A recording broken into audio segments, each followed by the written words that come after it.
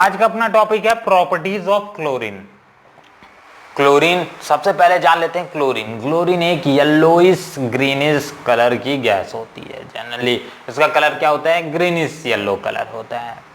ये एक बहुत ज्यादा पंजेंट स्मेल शो करती है, मतलब बहुत खराब खुशबू रहती है इसकी, और इसके कारण सफोकेशन होता है। सफोकेशन मतलब बेचैनी सी होने लगती है लोगों को। चलो तो अब स्टार्ट करते हैं। प्रॉपर्टीज ऑफ क्लोरीन में हमने देख लिया था कल, फिजिकल प्रॉपर्टीज पूरा देख लिया था। आज स्टार्ट करते हैं केमिकल प्रॉपर्टी। केमिकल प्रॉपर्टी, पहली केमिकल प्रॉपर्टी आती है। एक प्रॉपर्टी को ना दो रिस्पेक्ट में देखेंगे ना, ठीक है। चलो तो पहली प्रॉपर्टी आती है reaction of chlorine with ammonia. Reaction of chlorine with ammonia. Ammonia मतलब NH3 के साथ अगर रिएक्शन कराते हैं तो यहां दो केसेस ले लेते हैं NH3 के। NH3 अगर हो सकता है आपके एग्जाम में बोल दिया NH3 को हम एक्सेस में ले रहे हैं, ठीक। तो मान लो NH3 को एज ए एक्सेस में लेके चल रहा है, एक्सेस में बोला है तो एक्सेस में ले लेते हैं पहला केस। तो इसमें क्या होगा, अगर NH3 को एक्सेस में लेंगे NH3 और ये एक्सेस में साइड में लिख लेना एक्सेस, तो ये अपने को क्या देगा? ये अपने को देगा NH4Cl दे देगा, पहली बात।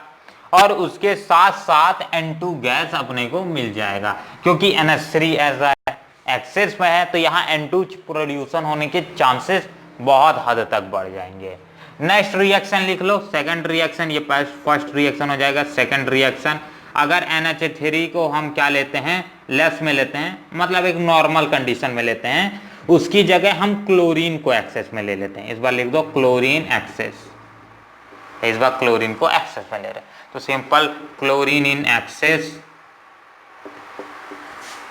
प्लस NH3 नॉर्मल ले रहे हैं इस बार, तो अपने को क्या मिलेगा? नॉर्मल में अपने को मिल जाएगा ये NCl3, क्योंकि क्लोरीन एक्सेस में तो ये अपना डोमिनेंट तो शो करेगा ही NCl3, और उसके साथ साथ अपने पास यहां पास से मिल जाएगा HCl, ठीक। तो इसको ऐसा नोट करके रख चल सकते हो HCl की प्रिपरेशन मेथड। तो एक प्रिपरेशन मेथड HCl की यहां से कमाई हो गई। चलो तो एक प्रिपरेशन मेथड भी, और इसके साइड में लिख लो प्रिपरेशन मेथड ऑफ HCl की प्रिपरेशन मेथड कंप्लीट।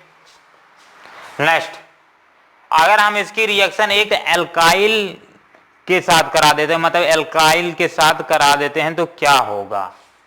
तो नेक्स्ट रिएक्शन डाल लो, रिएक्शन विथ एन एल्काइल, ठीक। कोल्ड एल्काइल, इसके भी दो केसेस आ जाएंगे। एल्काइल ले रहे हैं तो एक कोल्ड एल्काइल हो सकता है, कोल्ड एंड डाइल्यूटेड एल्काइल। दूसरा एल्काइल हो सकता है हॉट एंड कंसंट्रेटेड एल्काइल। तो इस सिंपल पहला रिएक्शन डाल लो, cold and diluted alkyl, cold and diluted alkyl. Alkyl मतलब एक क्या बेस, तो बेस क्या है? NaOH, एक स्ट्रॉन्ग बेस ले लेते हैं। नॉर्मल मान के चल रहे हैं तो एक नॉर्मल सा बेस ले लेते हैं, strong base NaOH, normal base सही है। तो इसके साथ अगर Cl2 की रिएक्शन कराते हैं NaOH के साथ, इसके साइड में इसकी सारी प्रॉपर्टीज को लिख देंगे, कोल्ड प्लस डाइल्यूटेड। ये अपने ध्यान के लिए लिख रहे हैं ना, वैसे एग्जाम में इसके जस्ट नीचे लिखना। तो ये अपने को क्या दे देगा? पहला तो अपने को प्रोड्यूस कर देगा NaCl यानी सोडियम क्लोराइड, पहला भाई एक सॉल्ट मिल जाएगा। इसी चक्कर में NaOCl मिल जाएगा, मतलब सोडियम ऑक्सीक्लोराइड मिल जाएगा, ठीक है। इसे सोडियम हाइपोक्लोराइड भी बोला जाता है, तो आप दोनों नाम लिख सकते हो, सोडियम ऑक्सीक्लोराइड लिखो या सोडियम हाइपोक्लोराइड लिखो, आपकी मर्जी। आखिरी इसमें एक चीज और मिल जाएगा जो सबसे इंपॉर्टेंट है, देख लेते हैं। इसके साथ साथ H2O मिल जाएगा, ठीक। यहां पास का OH निकला और जनरली एक H अपने आप ही बन जाएगा, H2O बन जाएगा, कंप्लीट। ये ऑर्गेनिक इनऑर्गेनिक की रिएक्शंस भी ना उल्टा सीधा ही रहती है। वीडियो क्लियर है ना? हाँ, एक आखिरी रिएक्शन इसी में और ऐड कर लो, चौथा है सेम टू सेम रिएक्शन। अगर हम क्या कर लेते हैं, कंसंट्रेटेड एक साथ ही लिख दे रहा हूँ ना, जगह भी कम है। तो नेक्स्ट रिएक्शन लिख लो, अगर क्लोरीन को नॉर्मल स्टेट में लेते हैं, इस बार NaOH को हम हॉट एंड कंसंट्रेटेड लेते हैं, हॉट एंड कंसंट्रेटेड, तो अपने को क्या मिलेगा? पहला प्रोडक्ट सेम टू सेम रहेगा, इसके साथ साथ आखिरी प्रोडक्ट भी सेम टू सेम रहेगा, H2O का H2O ही मिलेगा। बट जो बीच वाला प्रोडक्ट रहेगा वो कतई भी सेम नहीं रहेगा, वो सेम नहीं रहेगा, NaClO3 बना लेगा, NaClO3। चलो हो गया। तो ये चारों रिएक्शंस के एक स्क्रीनशॉट ले लो, फिर आखिरी रिएक्शन भी देख लेते हैं इसकी क्लोरीन के, जो important exam point of view से।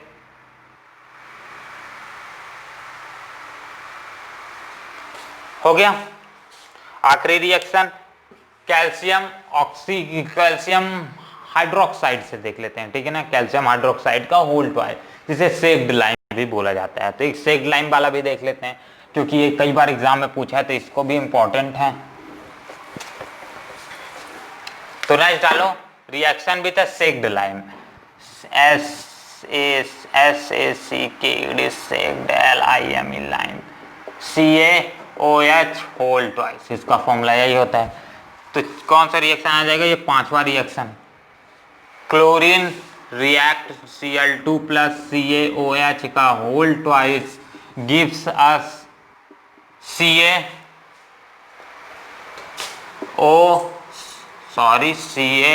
और H की जगह रिप्लेस होके क्लोरीन आ जाएगा, तो CaOCl का होल ट्वाइस, यानी कैल्शियम ऑक्सीक्लोराइड का होल ट्वाइस, इसके साथ साथ CaCl2 मिल जाएगा, और आखिरी में अपने पास एक चीज और मिल जाएगा, यहाँ पास से और यहाँ पास से ऐड हो करके वाटर।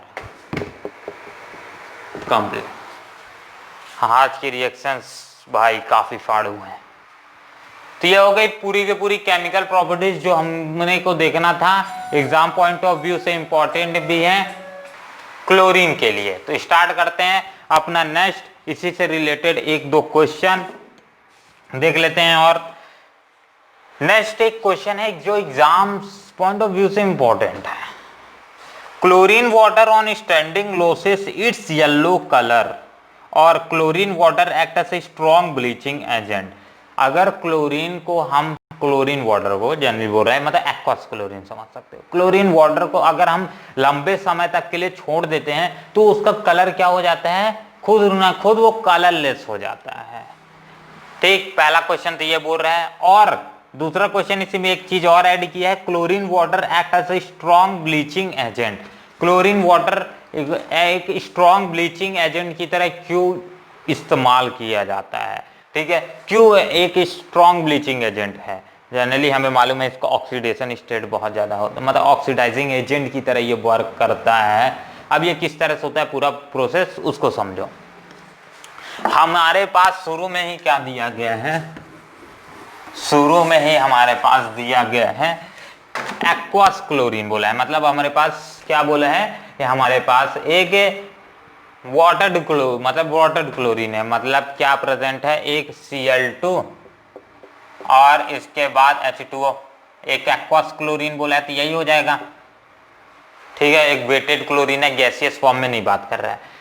तो पहला क्वेश्चन में इसी में बोला है कि अगर हम इसे लंबे समय तक के लिए छोड़ देते हैं तो इसका येलो कलर खत्म हो जाता है, पूरा येलो ग्रीनिश कलर ही तो क्लोरीन का रहता है, तो ये पूरा कंप्लीट खत्म हो जाता है। तो इसका कारण क्या है? देखो, जब क्लोरीन लंबे समय तक वाटर के साथ प्रेजेंट रहता है तो ये खुद के साथ ही रिएक्शन कर लेते हैं, एक दूसरे के साथ इन दोनों रिएक्शन कर लेते हैं, और ये क्या फॉर्मेशन कर देते हैं? ये फॉर्मेशन कर देते हैं अपना HCl, ठीक, और उसके साथ HOCl। एक तो HCl फॉर्मेशन कर देते हैं, एक हाइड्रोजन ऑक्सीक्लोराइड फॉर्मेशन कर देते हैं, ठीक है, जिसे क्या बोला जाता है, और क्या बोला जाता है? जिसे हाइपोक्लोरस एसिड भी बोला जाता है।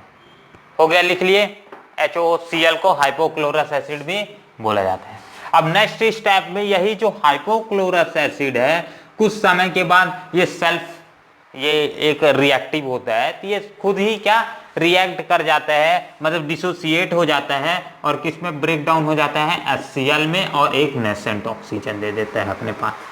आप जहां नेसेंट ऑक्सीजन मतलब वो एक स्ट्रॉन्ग ऑक्सीडाइजिंग एजेंट की तरह तो बिहेव करेगा ही इस नेसेंट ऑक्सीजन की प्रेजेंस से।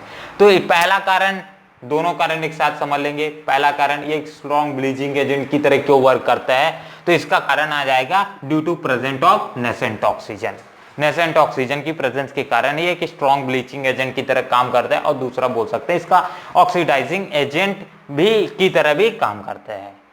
दूसरा रिएक्शन बोला है कि इसमें कलर क्यों इसका पूरा कम मतलब कलरलेस क्यों बना देता है, तो ये जैसे ही हमारे पास मान लेते हैं येलो कलर बोला है क्लोरीन का, तो येलो कलर होता ही है। येलो कलर क्लोरीन के साथ अगर ये नेसेंट ऑक्सीजन रिएक्ट करता है तो उसे वो कलरलेस कर देता है, कलरलेस कर देता है। मतलब कलर को ये रिमूव करने की भी ट्रेडियंसी होती है अपने पास जो नेसेंट ऑक्सीजन आते हैं। तो ये आ जाएगा इसका सेकंड प्रॉपर्टी। तो दोनों आंसर को एक साथ समझ लिए, कंप्लीट। चलो नेक्स्ट आता है अपना प्रॉपर्टी, नेक्स्ट प्रॉपर्टी बोलो या फिर नेक्स्ट केमिकल बोलो, HCl यानी HCl। स्टार्ट करते हैं HCl की प्रिपरेशन मेथड से। तो इसकी जगह सिर्फ HCl लिख लो। तो HCl की एक प्रिपरेशन मेथड तो मैं पहले ही बता चुका हूं जब क्लोरीन की केमिकल प्रॉपर्टी पढ़ रहे थे, ठीक। NH3 के साथ जब हमने क्या NH3 के साथ जब हमने रिएक्शन किया था, बस उस समय क्या हमने क्लोरीन को एक्सेस में लिया था, तब उस समय हमारे पास क्या मिल रहा था, एक HCl मिल रहा था। तो वो एक क्या आ जाएगा प्रिपरेशन मेथड। और अभी 2-3 ठोक और प्रिपरेशन मेथड देख लेते हैं हम खुद। तो HCl अगर मेरे पास NaCl है, ये सबसे बेस्ट मेथड है HCl प्रिपरेशन करने का। NaCl है, उसकी रिएक्शन में H2SO4 यानी सल्फ्यूरिक एसिड के साथ अगर करा देता हूं तो ये मेरे को क्या दे देता है, एक तो सबसे पहले यहाँ पास का एक हाइड्रोजन रिमूव होगा और यहाँ का सोडियम आएगा, तो ये NaHSO4 बना लेगा और उसके साथ साथ यहाँ से एक हाइड्रोजन और एक यहाँ का क्लोरीन मिल करके HCl बना लेगा। तो एक ये आ जाएगा प्रिपरेशन मेथड। HCl अपने को मिल गया, एक्सेस में मिलता है इसमें HCl इस प्रिपरेशन मेथड में, इसलिए इस प्रिपरेशन मेथड को यूज किया जाता है जनरली।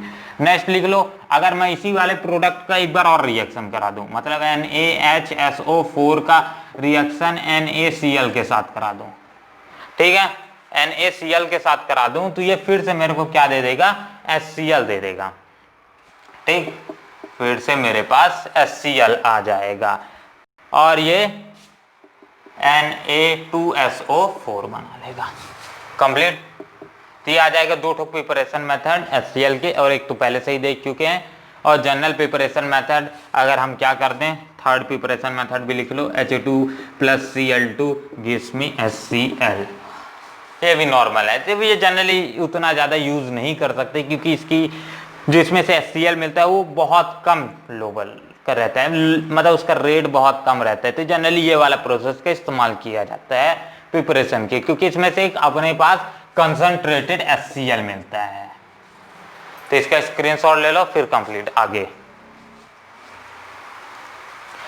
अब इसी में एक और इंपॉर्टेंट आता है एक्वारीजिया। एक्वारीजिया क्या होता है, एक्वारीजिया जब हम HCl लेते हैं, ठीक, HCl और उसके साथ साथ HNO3 यानी नाइट्रिक एसिड, HCl और नाइट्रिक एसिड को मिक्स किया जाता है कितने प्रपोर्शन में, 3:1 के प्रपोर्शन में। मतलब HCl को 3 रेशियो में लिया जाता है और HNO3 या नाइट्रिक एसिड को 1 रेशियो में लिया जाता है। तो इन दोनों के रेशियो में जब हम मिक्सिंग करते हैं और जो कंपाउंड हमें फर्दर फॉर्मेशन होता है उसे एक्वारीजिया बोला जाता है, ठीक। एक्वारीजिया का यूज किस लिए किया जाता है, एक्वारीजिया को यूज करके हम नोबल मेटल्स जैसे कि गोल्ड हो गया, प्लेटिनियम हो गया, जनरली जो रिएक्ट नहीं करते हैं दूसरे एलिमेंट्स के साथ, ठीक है, काफी स्टेबल्ड होते हैं, तो वो सारे मेटल्स को स्टोर करने के लिए इस्तेमाल किया जाता है। तो एक एग्जांपल देख लेते हैं किस तरह से इस्तेमाल किया जाता है,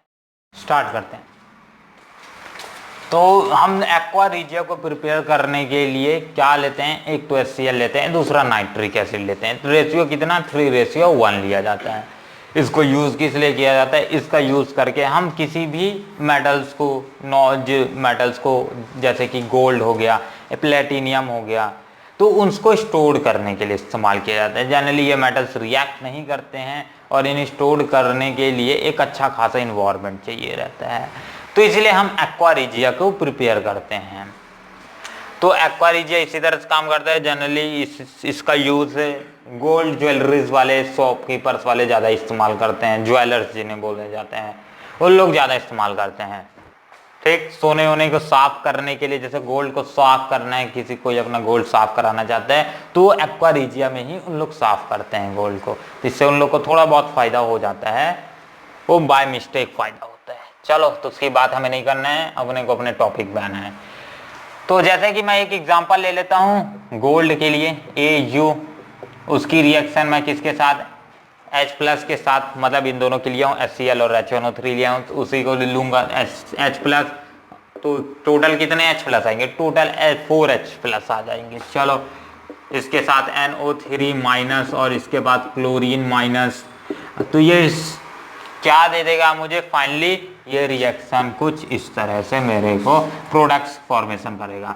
AgCl4 पहला, दूसरा उसके साथ साथ क्या मिल जाएगा, AgCl4 NO मिल जाएगा, नाइट्रोजन ऑक्साइड हो गया, और आखिरी इसी के साथ साथ एडिशनल में वाटर भी मिल जाएगा।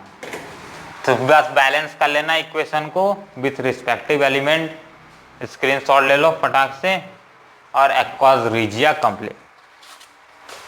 एक दो क्वेश्चन लिख लो और। तो next question, why HCl when react with iron powder does not give ferric chloride। मतलब अगर हम HCl की रिएक्शन आयरन के साथ कराते हैं, HCl reacts with iron Fe, तो ये हम अपने को Fe+ क्या बोला है, फेरिक क्लोराइड नहीं देता, मतलब FeCl3 नहीं देता है, ये प्रोडक्ट अपने को नहीं मिलता है, उसकी जगह अपने को FeCl2 मिलता है। इसका कारण क्या है, इसके कारण की अगर बात करता हूं तो इसका कारण सिर्फ और सिर्फ एक ही है, जब HCl आयरन पाउडर के साथ रिएक्शन करता है तो इसके साथ साथ H2O की भी फॉर्मेशन होती है। अब ये H2O की फॉर्मेशन होने के कारण ही, इस H2O की इवोल्यूशन होने के कारण ही ये Fe जो आयरन है FeCl3 नहीं बना पाता है। ठीक, समझ आ गया,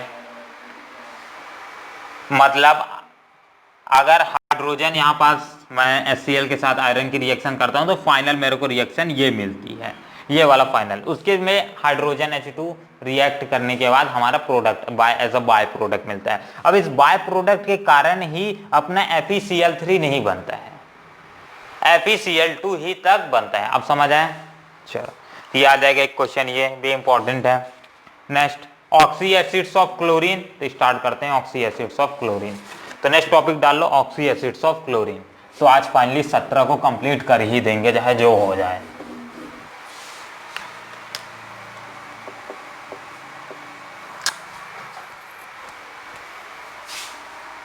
oxo acids of chlorine, chlorine की क्या क्या ऑक्सी एसिड्स मार्केट में अवेलेबल हैं, तो इस सबको रब कर देते हैं। पहला HClO, एक ही आ जाएगा, दूसरा HClO2, तीसरा HClO3, तीसरा, चौथा HClO4। तो ये चार ही ऑक्सी एसिड्स अवेलेबल हैं ऑफ क्लोरीन। जनरली क्लोरीन की बात कर रहा हूं, अगर रिस्पेक्टिव एलिमेंट्स की भी बात कर ले तो ज्यादा बढ़िया रहेगा।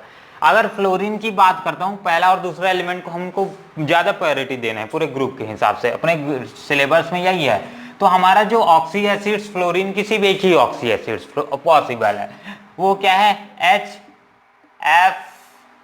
HFO, सिर्फ यही एक ऑक्सी एसिड है जो फ्लोरीन के लिए पॉसिबल है, बाकी कोई ऑक्सी एसिड फ्लोरीन के लिए पॉसिबल नहीं है। इसका कारण क्या है, इसके दो कारण है, एक तो इसकी हाईली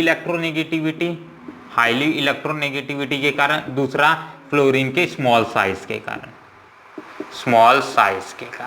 इसीलिए इसके सिर्फ और सिर्फ क्या है, सिर्फ और सिर्फ एक ही ऑक्सी एसिड्स अवेलेबल है। स्मॉल साइज ज्यादा मैटर करता है क्योंकि यहाँ इलेक्ट्रॉन इलेक्ट्रॉन पेयर रिपल्सन ज्यादा होता है, लोन पेयर ऑफ इलेक्ट्रॉन जो कि फ्लोरीन में प्रेजेंट रहते हैं, ठीक। तो इसके कारण ये बॉन्ड उतना ज्यादा स्ट्रॉन्ग नहीं बना पाता, उसी कारण जगह भी तो होनी चाहिए। अब इतना छोटा सा फ्लोरीन एटम है, उसके बगल बगल में इतना बड़ा ऑक्सीजन का एटम ला दोगे तो कहां से काम कर पाएगा। रिलेटिवली अगर फ्लोरीन के हिसाब से बात की जाए तो ऑक्सीजन का साइज बड़ा होता है, तो ये दोनों साइज आ जाएंगी, दोनों चीजें मैटर करती हैं। तो इसलिए सिर्फ और सिर्फ फ्लोरीन की एक ही ऑक्सी एसिड्स मार्केट में अवेलेबल है, या फिर बोल सकते हैं एक ही ऑक्सी एसिड्स हम प्रिपेयर कर सकते हैं। क्लोरीन की बात की जाए या फिर रिस्पेक्टिव एलिमेंट्स की बात करें तो रिस्पेक्टिव एलिमेंट्स में सारी की सारी प्रॉपर्टीज या सारी की सारी आप बोल सकते हो ऑक्सी एसिड्स हम प्रिपेयर कर सकते हैं। जैसे कि एक्स एलिमेंट के लिए मान लेते हैं, फ्लोरीन को छोड़ के क्लोरीन, ब्रोमीन, आयोडीन, ये तीनों के तीनों के लिए मान लो। तो इस क्या सब के सब क्या XO, ये भी XOO2, इसके बाद XO3, इसके बाद XO4, ये सारे के सारे ऑक्सी एसिड्स। बाकी एलिमेंट्स जैसे कि ब्रोमीन हो गया, ठीक है, क्लोरीन हो गया, आयोडीन हो गया, ये शो करते हैं रिस्पेक्टिव एलिमेंट्स, ये सारी के सारे ऑक्सी एसिड्स की प्रिपरेशन करते हैं। पर अपने कोर्स में अपने को डिटेल में सिर्फ और सिर्फ ये ऑक्सी एसिड्स के बारे में बात करना है, रिलेटिव ऑक्सी एसिड्स की बात करना है। और इनकी अगर एसिडिक स्ट्रेंथ की बात करूं, अगर कोई भी एक एलिमेंट ले गए, मान लेते हैं रिस्पेक्टिव एलिमेंट्स लेकर के इसी को मान लेते हैं, यही वाला तो इंपॉर्टेंट है, इसीलिए XX के लिए मान लेते हैं, ज्यादा अच्छा रहेगा। क्लोरीन के लिए नहीं तो बाद में आप भूल जाओगे। X के लिए मान लो, सारे ग्रुप्स के लिए यही एप्लीकेबल होगा। मान लेता हूँ मेरे पास XO है, ठीक। अब इसके बाद acidic strength down the group जाने से, जैसे मैंने क्रिएट किया है, इंक्रीज करेगी या डिक्रीज करेगी। तो डाउन द ग्रुप जैसे हम मूव करते चले जाएंगे यहाँ पास से नीचे साइड, तो एसिडिक स्ट्रेंथ बढ़ेगी।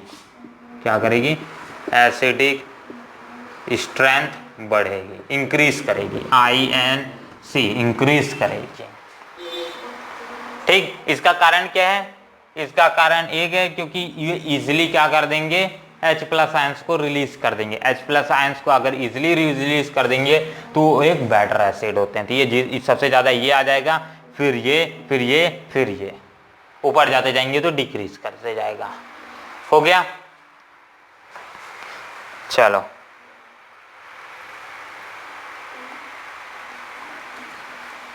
हो गया ये। नेक्स्ट हम बात कर रहे थे HClO। तो ये सारे के सारे के लिए एक क्या कर लेते हैं, हमें क्लोरीन के रिस्पेक्ट में पढ़ना है तो हम क्लोरीन के रिस्पेक्ट में सारे एलिमेंट्स को स्ट्रक्चरल फॉर्मूला ड्रॉ कर लेते हैं क्योंकि ये भी इंपॉर्टेंट है। तो नेक्स्ट डालो सबके स्ट्रक्चरल फॉर्मूला। इसे क्या बोला जाता है, सबसे पहले नेमिंग कर लेते हैं। तो सबसे पहला जो एलिमेंट आता है HClO, इसे hypochlorous acid, H/PO hypo, CHLOROUS chlorous acid बोला जाता है।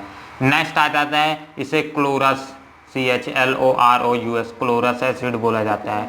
इसे chloric acid, CHLORIC chloric acid, ठीक है, इसे क्लोरिक एसिड। और आखिरी वाला जो आता है इसे पर क्लोरिक एसिड बोला जाता है।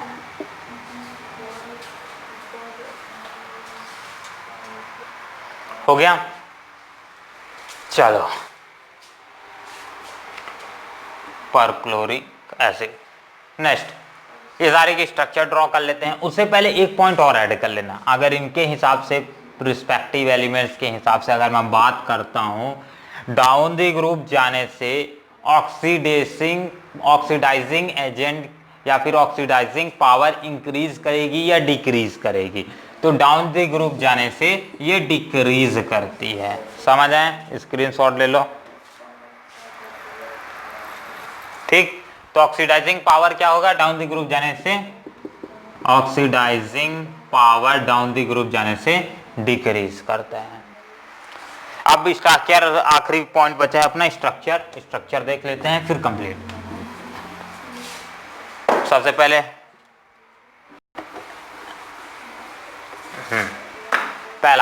पहले के लिए स्ट्रक्चर HClO के लिए तो सिंपल इसका स्ट्रक्चर आ जाएगा, इसमें सेंट्रल एलिमेंट ऐसा ऑक्सीजन बिहेव करेगा, एक हाइड्रोजन यहाँ, एक क्लोरीन यहाँ, और ये हो गया अप्लाई स्ट्रक्चर। दूसरा स्ट्रक्चर HClO2 के लिए, मतलब यहाँ central element as a chlorine act करेगा, ठीक, chlorine as a central element, मतलब एक हाइड्रोजन यहाँ, एक क्लोरीन यहाँ, और डबल बॉन्ड ऑक्सीजन ऐसे है, ठीक है। तीसरा क्या है, HClO3, तो एक ऑक्सीजन यहाँ, सब के लिए सेम टू सेम आ जाएगा, बट सब में सेंट्रल एलिमेंट की अगर बात किया जाएगा तो central element as a chlorine ही एक्ट करेंगे। तो यहाँ पास एक ऑक्सीजन, दो ऑक्सीजन। आखिरी चौथा HClO4 के लिए, तो एक ऑक्सीजन यहाँ, हाइड्रोजन यहाँ, क्लोरीन यहाँ, और एक ऑक्सीजन, दूसरा ऑक्सीजन, तीसरा ऑक्सीजन। हो गया सबके लिए स्ट्रक्चर फॉर्मूला, स्क्रीनशॉट ले लो, कंप्लीट, ठीक है। अब एक दो क्वेश्चन कर लेते हैं। एक तो हो गया अपना एसिडिक की हम पहले ही बात कर लिए, दूसरा ऑक्सीडाइजिंग पावर की बात कर चुके हैं। तो नेक्स्ट क्वेश्चन डालो, why F2 shows smaller dissociation enthalpy in comparison of Cl2। तो F2 का जो डिसोसिएशन इंथैल्पी होती है, मतलब उसके बॉन्ड के बीच में F2 बॉन्ड डिसोसिएशन इंथैल्पी बोलेंगे तो सिंपल हमारे पास F2, तो इस तरह से F2 बन जाएगा, एक फ्लोरीन और दूसरा फ्लोरीन। इसकी bond dissociation enthalpy in comparison to Cl2 के हिसाब से बहुत कम होती है, मतलब फ्लोरीन इजीली ब्रेक कर जाता है बट क्लोरीन इजीली ब्रेक नहीं करता है। तो इसका कारण क्या आ जाएगा, इसका सिंपली से एक ही कारण आ जाएगा, क्योंकि जो ये हायर इलेक्ट्रोनेगेटिव है, पहला कारण। दूसरा, इनका साइज स्मॉलर है, दूसरा कारण। तीसरा, इनके जो बीच में इलेक्ट्रॉन्स रहेंगे, लोन पेयर ऑफ इलेक्ट्रॉन्स रहेंगे, वो इलेक्ट्रॉन एक दूसरे को बहुत ज्यादा रिपल करेंगे। अब रिपल्सन ज्यादा होगा तो क्या, वो एक दूसरे को ज्यादा रिपल करेंगे, तो पहले से ही इसमें इतनी एनर्जी प्रोड्यूस हो रही है कि अलग से अगर थोड़ी सी भी एनर्जी सप्लाई करूंगा तो ये टूट जाएगा। पर यहाँ इलेक्ट्रॉन रिपल्सन इतना ज्यादा नहीं होता है, लोन पेयर रिपल्सन इतना नहीं होता है इन कंपैरिजन ऑफ फ्लोरीन। तो ये फ्लोरीन इजिली टूट जाएगा और क्लोरीन इजिली नहीं टूटेगा, इसलिए बॉन्ड डिसोसिएशन इंथैल्पी फ्लोरीन की बहुत कम होती है। Complete question. चलो, पीडीएफ मिल जाएगा डिस्क्रिप्शन में, तो वहां से जाके डाउनलोड कर लेना, पासवर्ड दे देना जेपी वर्ल्ड, तभी पीडीएफ खुलेगा। तो next question, why F forms only one oxy acids. तो F यानी फ्लोरीन एक ही टाइप के ऑक्सी एसिड्स की फॉर्म करती है, अभी मैंने इसका आंसर बता दिया, हाई इलेक्ट्रोनेगेटिविटी, दूसरे स्मॉल साइज। नेक्स्ट हो गया, बस इतने ही क्वेश्चन थे, फिर इसका स्क्रीनशॉट ले लो, फिर कंप्लीट करते हैं। तो बस ये वीडियो यहीं तक, और ये लेक्चर भी यहीं कंप्लीट, ग्रुप 17 यहीं कंप्लीट। अब स्टार्ट करेंगे ग्रुप 18 नोबल गैस आखिरकार, और ये फिर हमारा चैप्टर क्लोज हो जाएगा। धन्यवाद, जय हिंद, जय भारत।